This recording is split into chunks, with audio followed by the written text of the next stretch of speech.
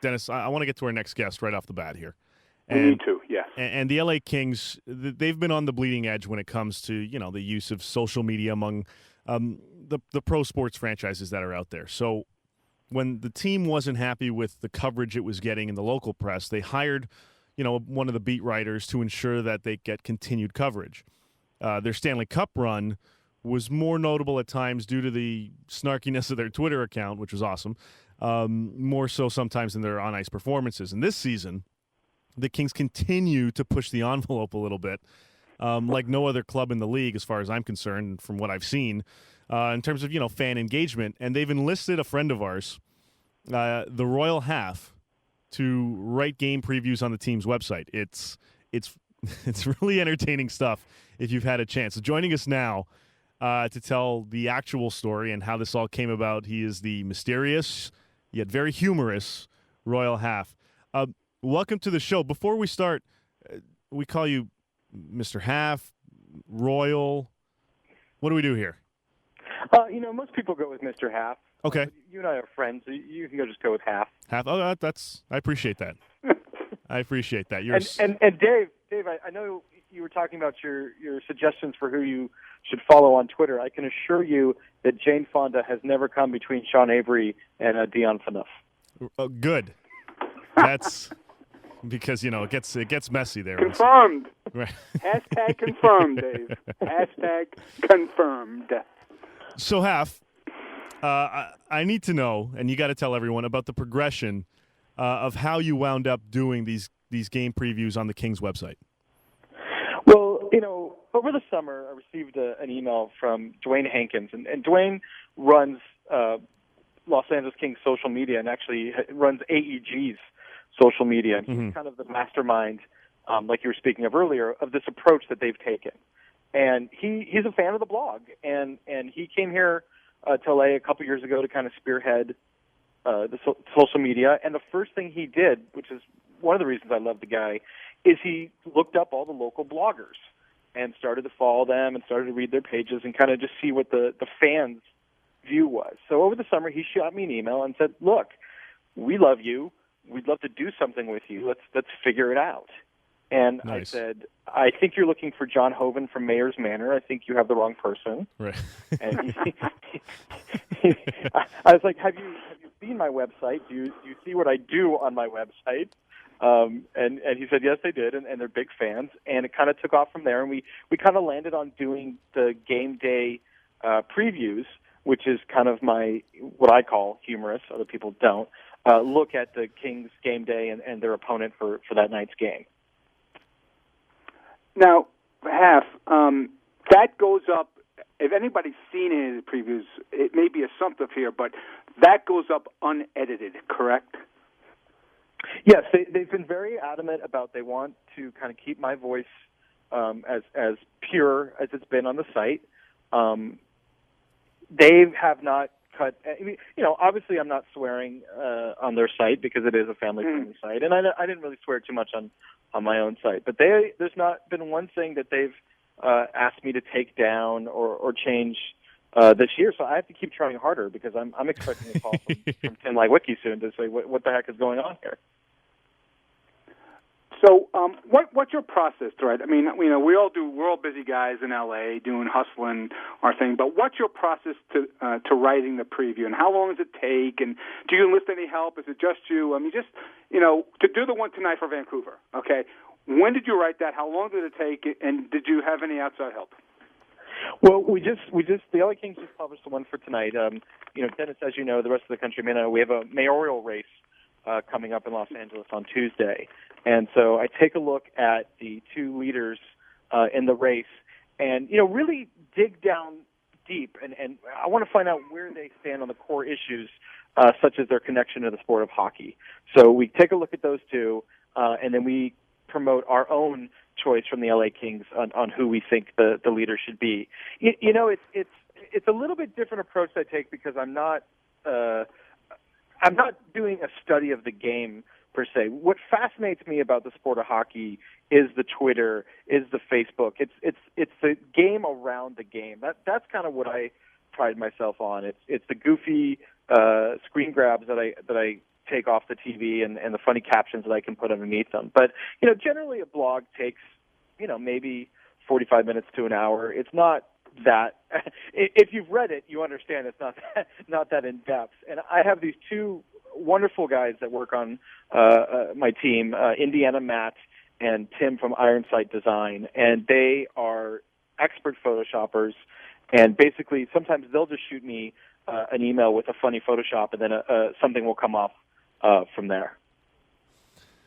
And by the way, everyone, please do yourselves a favor. Go to theroyalhalf.com. I'm just checking it out right now with your latest post. Know your opponent, the Vancouver Canucks, and the Kings play the Canucks tonight at 10 Eastern, 7 Pacific. You're gonna want to take a look at this one here. One girl, one puck.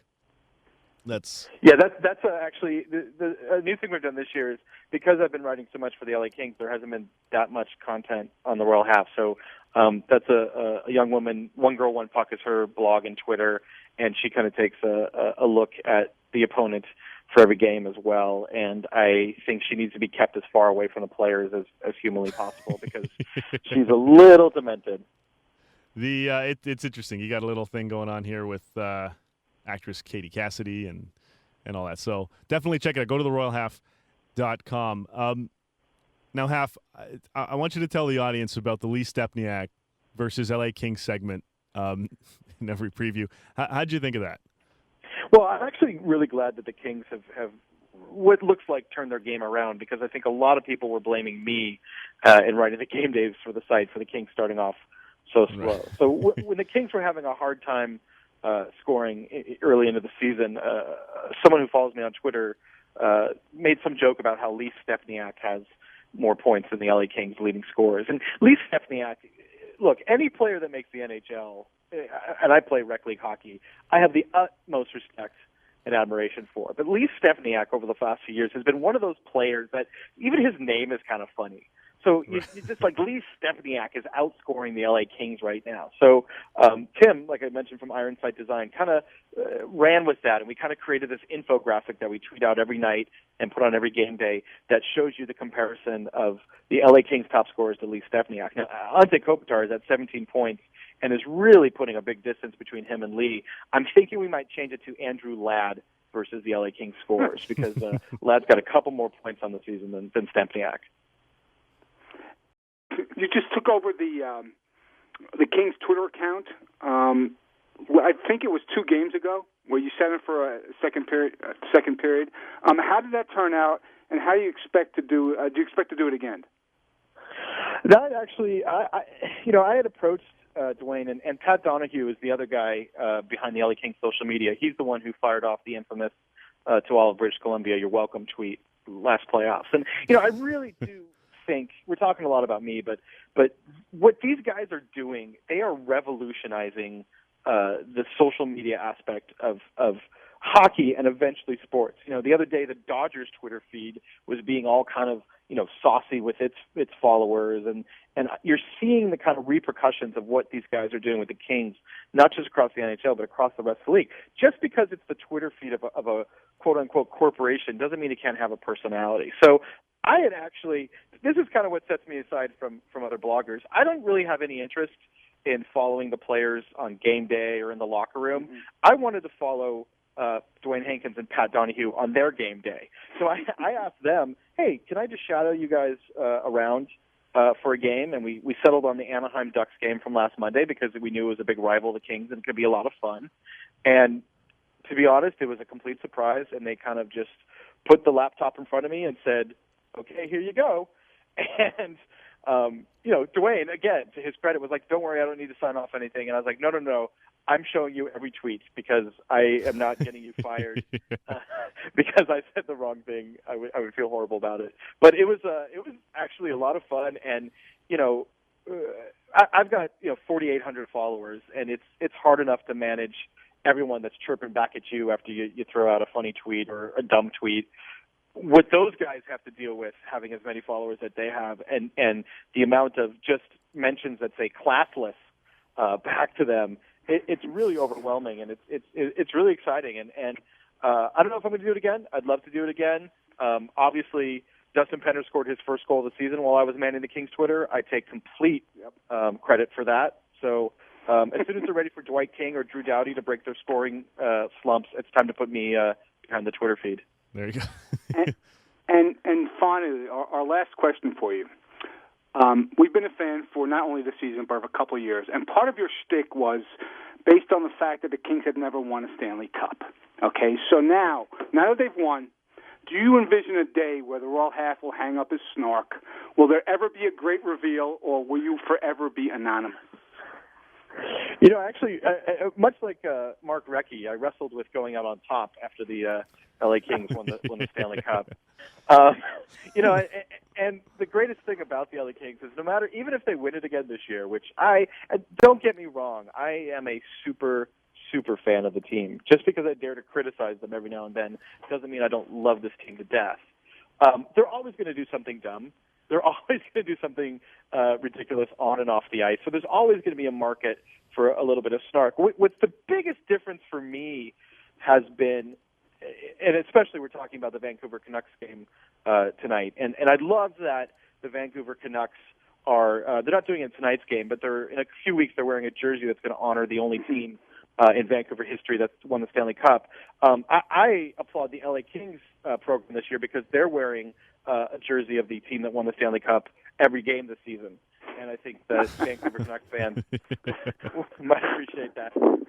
But I will always – I think I love the kind of being the snarky voice of the Kings. And, I cried just as much as the next fan when the Kings won the Cup. And I'll yell and scream if they don't make the playoffs with no difference. It's the ability to – every time someone makes fun of me on Twitter about the Kings being bad or being that, the ability just to send back a photo of one of the players holding the Stanley Cup, especially to a team like Vancouver that's never won it, that's the biggest difference from the last 40 years.